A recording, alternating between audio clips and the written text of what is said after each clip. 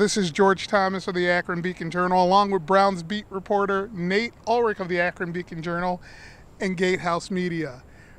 We're 3 and out with the Browns preview this week. Where do you want to start, Nate? Well, I think the main thing that the Browns have to do is try to limit, and this is easier said than done. You're talking about a future Hall of Fame quarterback, but try to limit Drew Brees because he has so many weapons at his disposal. And yeah, the Saints lost last week in their opener, but the score is 48-40. I just don't think that this Browns team is equipped to win a shootout down there in the Superdome, so they need the defense to step up. And the defense did step up last week against Ben Roethlisberger, but in much different conditions. We know it was here in Cleveland, and it was raining throughout the entire game. This one's inside. This one's where Drew Brees is used to winning so many games. He's got Michael Thomas at receiver. He's got Alvin Kamara at running back. Some nightmare matchups for any team in the NFL, and certainly going to be the case with the Browns. Here's what I would say about Brees. The best chance that the Browns have of limiting Brees is getting after him. Consistently getting after him. They were able to get after Roethlisberger some. Obviously, they had 2 strip sacks against Roethlisberger, one by Myles Garrett, another by Jannard Avery. So if they can get after Roethlisberger on a consistent basis, that's going to be a game changer. Here's where it gets a little complicated and where that might be a little bit daunting for the Browns. No Emmanuel Ogbah this week. No Emmanuel Ogbah. He's been ruled out. So I talked to Chris Smith, the guy who had 57 snaps last week once Emmanuel Ogbah was hurt his ankle in the first quarter, came back in the second quarter, but then was really shut down. And Chris Smith played the most snaps he's ever played in his career. His previous high was 41 last year for the Cincinnati Bengals. And this is going to be, according to Chris Smith, his first start. He told me he's going to start in place of Emmanuel Ogbah, and the Browns really need him to play the best game he's ever played. Last weekend, the Saints were down by 24 points in the fourth quarter and came back and almost tied that game. What the Browns do, is it really going to be able to make up that much of a difference considering that kind of offensive potential that the Saints have? Well, the great equalizer can be turnovers. This is why the opener was a maddening result for me. I know a lot of people looked at it and said, the Browns were 0-16 last year. They tied a team that went 13-3 last year in the Steelers. So that is a positive result. Our colleague Steve Dorshik said it's a thing of beauty. But when I looked at the game and the way that the tie came about, I thought it was a maddening result for the Browns. Not just frustrating, but maddening because they had 6 takeaways. They had a +5 turnover differential. Teams with a +5 turnover differential or better since 1999 are 132-4-1. I mean, they almost always win. The Browns have the lone tie. They have 2 of those losses. So the Browns must win the turnover battle, but this time they must capitalize on it like most teams always do. Yeah, they did not capitalize on those turnovers at all. And why? The offense. The offense. And there we go. And part of the reason they didn't capitalize is because it looked like Tyrod Taylor was running for his life for much of the game. Part of it was him. He didn't get the ball out of his hand nearly fast enough on a lot of occasions. Yeah, you're right. But Desmond Harrison was getting beat. And Chris Hubbard was getting beat. The Steelers were licking their chops and going after it.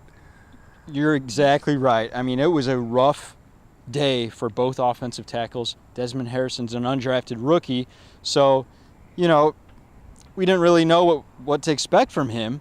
And there were some big growing pains. A lot of people I see who have analyzed Desmond Harrison's game have said he got a lot better as the game went on. There are signs that he can, really make a big leap from week 1 to week 2. I watch all 89 snaps of Desmond Harrison, and I'm not Joe Thomas. I'm not an offensive line expert at this level by any means, but I'm pretty concerned about Desmond Harrison. I zeroed in on him, and I saw a guy who's very athletic, who can deal with speed on the edge well, who can steer that edge rusher wide of the quarterback consistently. Those are the good things.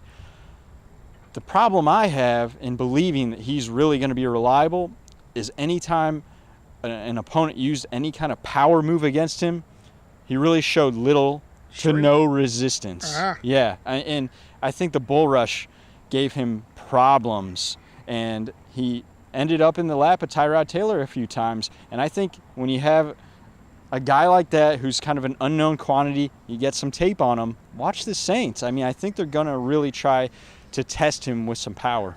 Do you see them moving Jordan down the line to face off against him, to take advantage of that situation? I wouldn't be shocked. Hugh Jackson actually alluded to that at one point this week, saying that, obviously you're talking about Cameron Jordan. This is an all-pro defensive end for the Saints who had 13 sacks last season. He normally always lines up across from the right tackle, which would be Chris Hubbard. Hubbard said he really expects to face him the vast majority of the time in this game, but they can move him all around, and they have, and they could move him over to the other side of the line to match up with Harrison at times if they want. Either way, Hubbard did not have a good Browns debut. It wasn't as bad as Harrison's NFL debut, but Hubbard had a rough outing, and both these guys are going to be tested by a very, very good defensive end in Cameron Jordan. Mostly Hubbard, but like we were saying, they can move him. Here's the other thing. It's tough for an offensive line to play in the Superdome. They have to go in the silent count, okay? And the defensive linemen are used to playing with that crowd noise. They want the crowd to be loud so the offense can't hear what it's doing. And that's a fast track. They're playing on turf. Receivers, corners talk about the fast track all the time, but there's a certain element of a fast track that pertains to a defensive end and edge rusher who can fire off maybe a millisecond quicker than he can on regular field. Last point. Buckeye on Buckeye crime we're getting this week. Denzel Ward versus Michael Thomas we're going to see on a significant level, I have to imagine. Michael Thomas came up with 16 receptions for 180 yards last week. Guess who Drew Brees' favorite weapon is? Yeah, I think he caught 16 passes on 17 targets. That's incredible, and Denzel Ward had an incredible debut with 2 interceptions. Really played his tail off against the best receiver in the game for my money, and that's Antonio Brown. But we all know this game is about matchups. And just the size of the receivers that we're discussing here tells us that this could be a more difficult matchup for Denzel Ward just because of the size difference. Michael Thomas is 6'3". Antonio Brown was 5'11". Antonio Brown's 5'11", and Denzel Ward's 5'10" and change, almost 5'11".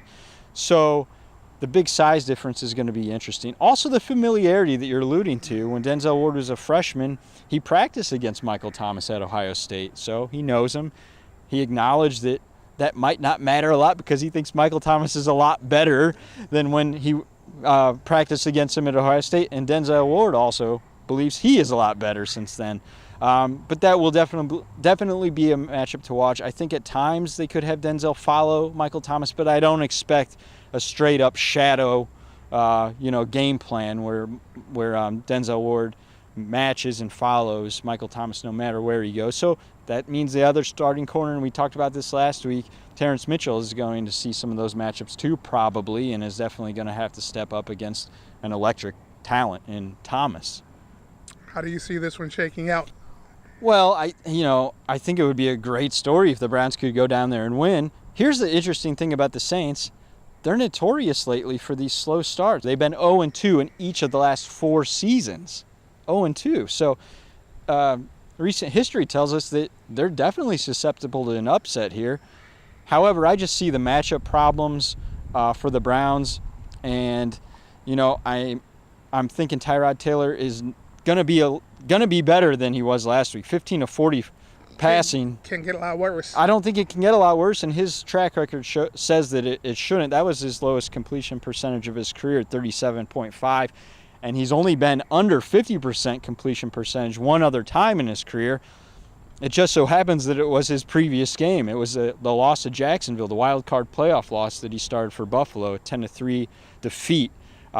He was in the 40s, I think 47-ish in completion percentage. So the last 2 games of his career have been under 50, and they've been the only 2 sub-50 performances. I think he's going to rebound from that standpoint, but I don't know if it's going to be nearly enough to keep up with a Drew Brees-led offense and all the matchup problems that they present for the Browns. So it's a long way of saying that my prediction is going to be Saints 31, Browns 24. Okay, I'm George Thomas with the Akron Beacon Journal and Gatehouse Media. This is Nate Ulrich, Browns beat reporter for the Akron Beacon Journal and Gatehouse Media. We'll see you next week.